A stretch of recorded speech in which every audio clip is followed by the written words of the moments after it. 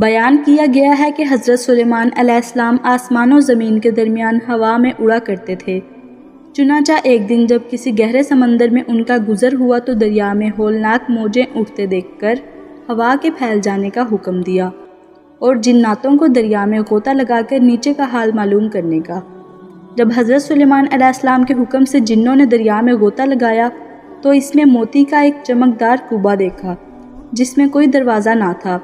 حضرت سلیمان علیہ السلام کو اس کی خبر دی گئی تو انہوں نے اس کوبے کو سمندر سے لانے کا حکم فرمایا۔ چنانچہ جنات نے اس کو سمندر سے نکال کر حضرت سلیمان علیہ السلام کے سامنے پیش کیا، جس کو دیکھ کر انہیں بہت تعجب ہوا اور اللہ تعالیٰ سے دعا کی کہ جس سے وہ کوبہ شق ہوا اور اس کا دروازہ کھل گیا۔ تو حضرت سلیمان علیہ السلام نے دیکھا کہ اس میں ایک نوجوان اللہ تبارک و تعالیٰ کے سامنے سجدے میں مشغول ہے۔ تو حضرت سلیمان علیہ السلام نے اس سے دریافت کیا کہ تم فرشتے ہو یا جن؟ تو اس نے جواب دیا کہ میں انسان کی جن سے ہوں۔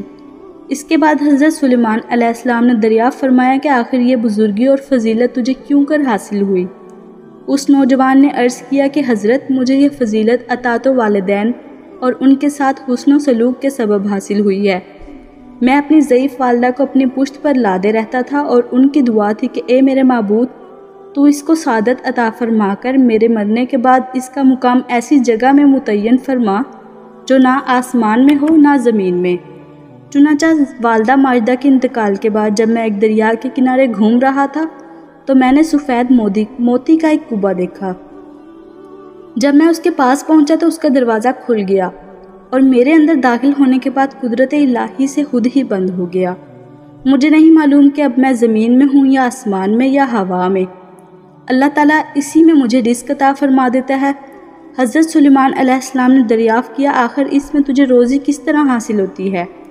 اس نے کہا جب بھوکا ہوتا ہوں تو پتھر سے ایک درخت پیدا ہوتا ہے اور اس درخت سے پھل جس میں دودھ سے زیادہ سفید، شہد سے زیادہ میٹھا اور برف سے زیادہ ٹھنڈا پانی نکلتا ہے، جس کو میں کھا پی لیتا ہوں اور میرے سیراب ہو جانے پر خود ہی وہ درخت غائب ہو جاتا ہے۔ اس کے بعد حضرت سلیمان علیہ السلام نے دریافت فرمایا آخر تم اس کوبے میں دن اور رات میں کیوں کر امتیاز کرتے ہو؟ اس نے جواب دیا کہ جناب جب صبح صادق طلوع ہوتی ہے تو یہ کوبہ سفید ہو جاتا ہے اور غروب آفتاب کے بعد اندھیرا، بس اس ذریعے سے دن اور رات کو پہچان لیتا ہوں۔ اس کے بعد حضرت سلیمان علیہ السلام کی دعا سے وہ کوبہ دریا کی گہرائی میں اپنے مقام کی طرف لوٹ گیا۔ حاصل اس حکایت سے ہمیں معلوم ہوا کہ ماں باپ کی خدمت کی کس قدر عظمت والا کام ہے۔